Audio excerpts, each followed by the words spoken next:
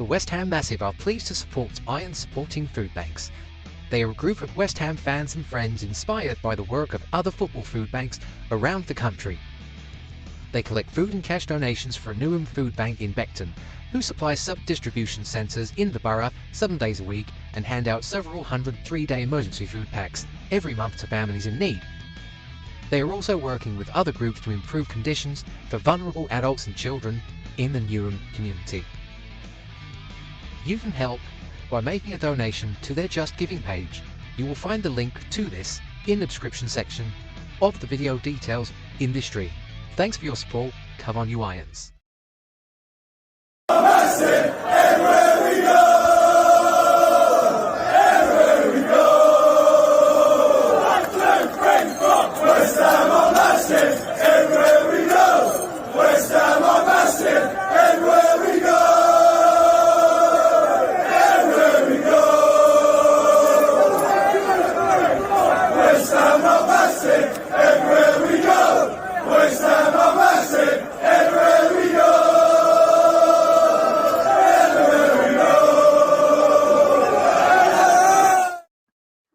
Good evening, ladies and gentlemen. Welcome to the West Ham Massive. We're going to do a little bit of a live stream today about transfers and a little bit of due diligence. Please don't forget to like, comment on and share this stream to your social media platforms. Subscribe to our YouTube channel if you haven't done so already.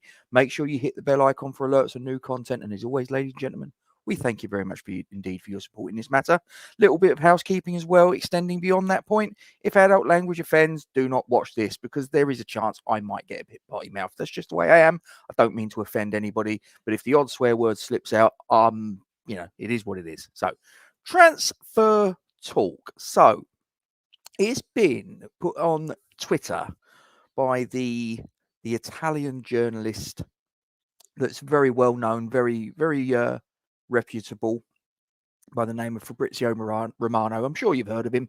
And just so that I've got this to fall back on and I don't get sort of people coming at me and going, I'm making shit up or anything like that. So I'm going to share my screen so that you know that I'm just reporting the news that's already out there in the public domain. So this here is the Twitter feed of Fabrizio Romano. And as you can see there, he has tweeted to say, Crescencio Summerville to West Ham, here we go. Now, usually when he puts here we go, those three words in with a tweet on a transfer rumor, that is pretty reliable in my experience. That is pretty much as close as it can get to signed, sealed and delivered, short of the player having the reveal holding the club shirt. That's as close as it gets to that point, beyond that point. Crescencio Summerville to West Ham, here we go. Deal in place between clubs for package in excess of £25 million with add-ons. Summerville has agreed a long-term deal and he has also spoken to Lopetegui ahead of the move, and Leeds United have accepted the proposal, which he is now set to sign. There you are, ladies and gentlemen. This is not my news. I'm not making shit up. This is off of the internet. This is Fabrizio Romano. That is as reliable a source as I think it's possible to get. As soon as he puts the words, here we go, like I say, short of the player being photographed holding the club shirt, then you know that things are moving in the right direction. Now, in case you're wondering who Crescencio Summerville is, we have been linked with him for a little while. It now looks like it's gathering pace. He is a Dutch player. He plays for Leeds United, as that tweet obviously suggests. And he's from Rotterdam in the Netherlands, 22 years of age. He is a winger by trade. So I suspect he will probably be slotted into the left-hand side. Obviously, Bowen's got the right-hand side slotted. He's got that nailed on. Unless, of course, we're going to play Bowen as a striker, but we'll come to that in a minute as to why I think that's probably not the case.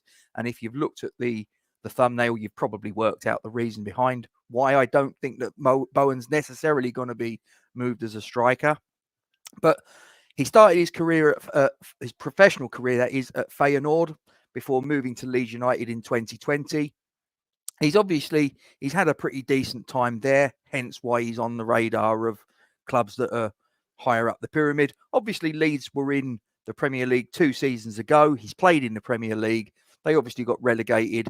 They then didn't get promoted last season back to the Premier League. So I guess despite the signing of the sale of Archie Gray, it probably means that maybe they might need to do a little bit of business.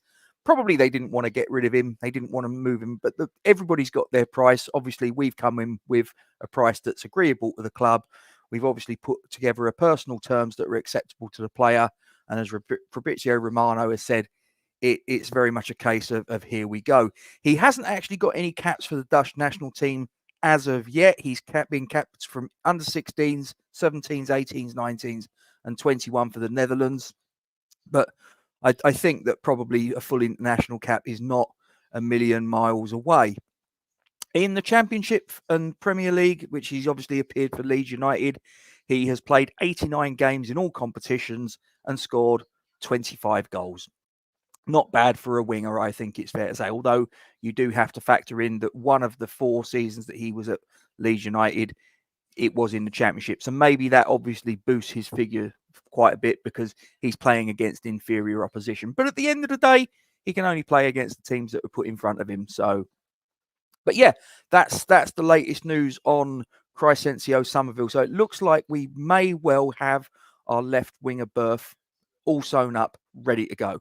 Let's have a little look at some of your comments and see what you're thinking about things. Let me just get rid of that for a moment and then dive into this. So let's have a look. So Kent's in there. How you doing, Kent? Hope you are well. Evening Gatesy, Summerville was one of the most exciting signings I've seen us do in recent years. If it goes through successfully, the light will give us massive options. And as I say, Kent, short of actually seeing the guy in the official reveal, club shirt in hand, having Fabrizio Romano tweet, as you've seen there, is probably as close as it gets to it actually being a done deal.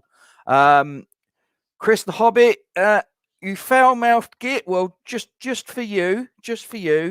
Evening, you shrimpy little fucker. Hope you are well. Adrian Whitfield says he's a talented footballer. If we're able to get him playing, he is worth the money. Chris comes back in and says he's been told he's like the Sadio Mane. If he is, what a fucking signing. Yes, indeed. Chris is saying hello to Kent. Kent comes back in and says probably the best Championship player last season, and Summerville can also play as a 10 or indeed a false 9. So a little bit of versatility we're getting there if it's a done deal. And as I say, Fabrizio Romano puts in a tweet, here we go, in connection with a player.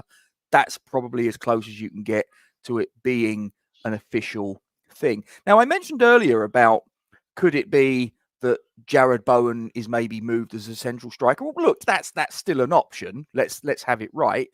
But I have a suspicion that we might be about to sign a striker too. And again, I'm going to refer to Twitter and I'm going to refer back to our friend Fabrizio Romano. Now, this is the tweet that he's put out. Now, he doesn't say, unlike the last one, here we go, those 3 key words. It doesn't say here we go, but he does say that West Ham and Borussia Dortmund have new rounds of talks scheduled to advance on the Nicholas Fullkrug deal. Fullkrug is keen on joining West Ham, and the deal depends on the clubs. We, West Ham, are trying to advance after the Summerville deal. So it references there the Summerville deal. So this is not going to be we get one in and the other one we're going to cut loose. We're going to sort of forget about that. We're trying to get these 2 deals done pretty much simultaneously. But it does go on to say that the John Duran deal in a standby as there is no agreement. So, I don't know. Does that mean that our number 1 striker target is now Nicholas Fullkrug and John Duran? Well, that would be quite interesting. I have a funny feeling that if I'm being honest, I think that John Duran is probably still the preferred choice of Julen Lopetegui. I always have problems pronouncing his name. I don't know about you guys. I just get it's so many syllables and I get tripped up. I don't know. But again, just a little bit of information about Nicholas Fullkrug. You may have seen him play at the Euros, German international. He plays for Borussia Dortmund, as I say. He's a fairly big unit, 6'2". Plays as a striker.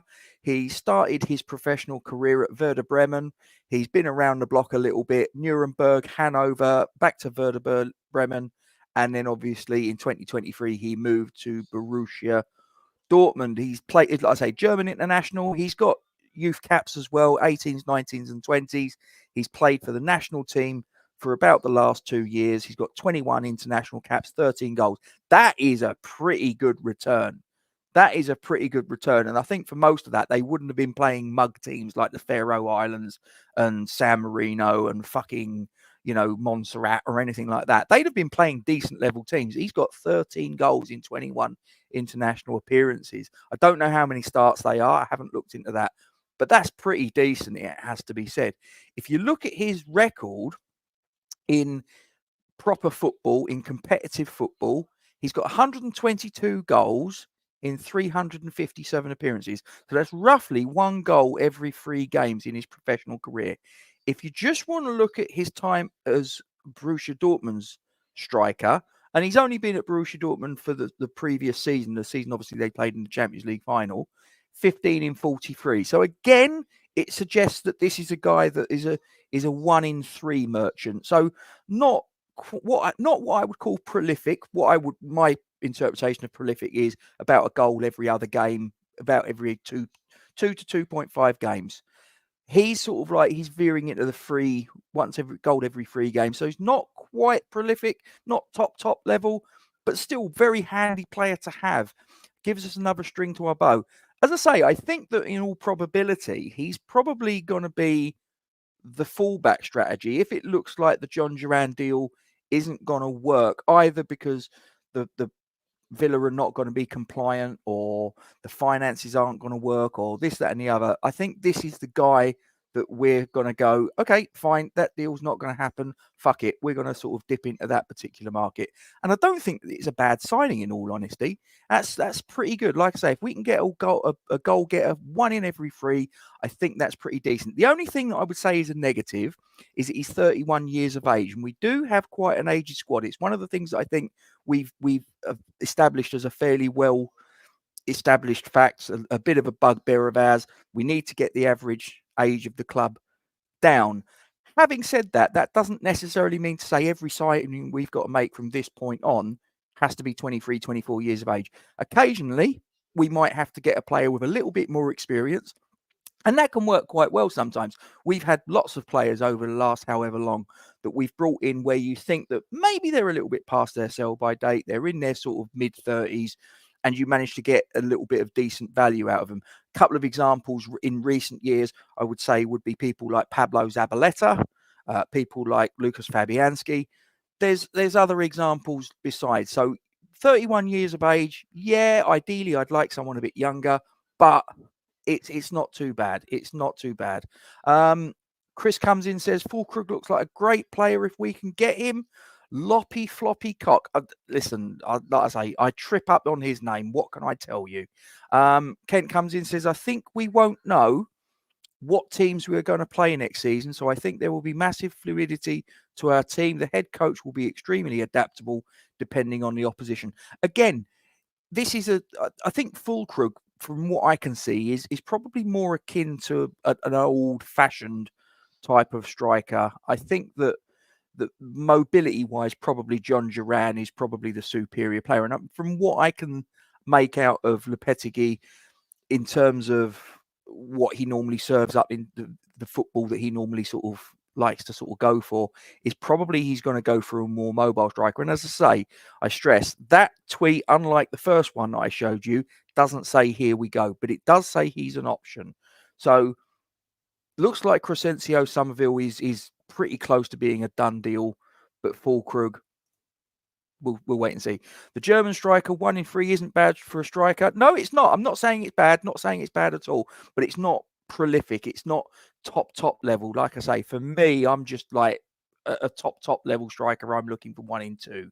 When you start getting into 1 in 3, I'm not saying it's a bad ratio. It absolutely isn't. I'd take that, because stop and think about it. I mean, if we say that we're probably going to play somewhere in the region, all competitions, 40 to 45 games. If he played all of them, and look, he won't, but if he played all of them, then, you know, if he's scoring a goal every 3 games, we're not going to be doing too badly. It has to be said. Ain't many 20 goals a season striker now. It's rare if he can get 10 assists.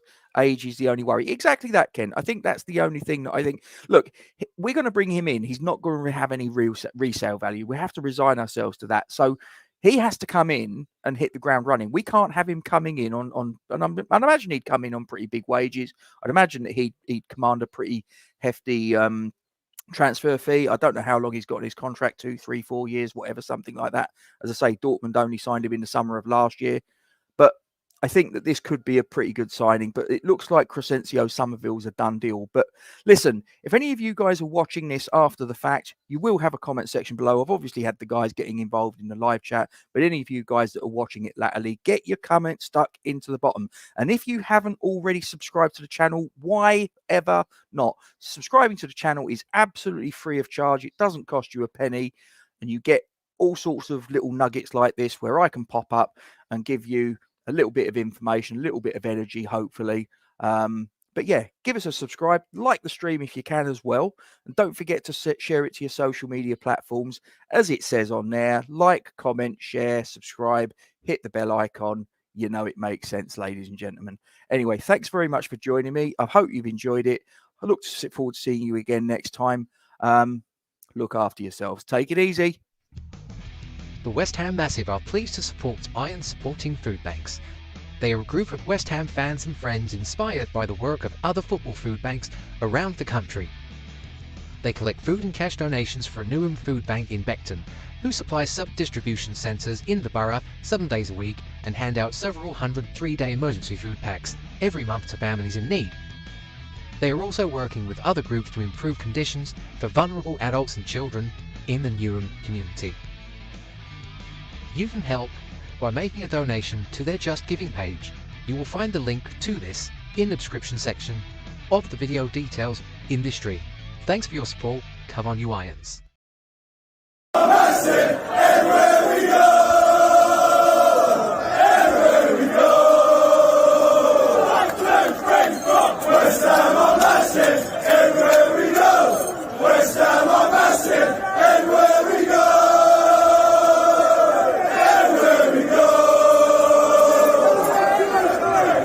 West Ham are massive.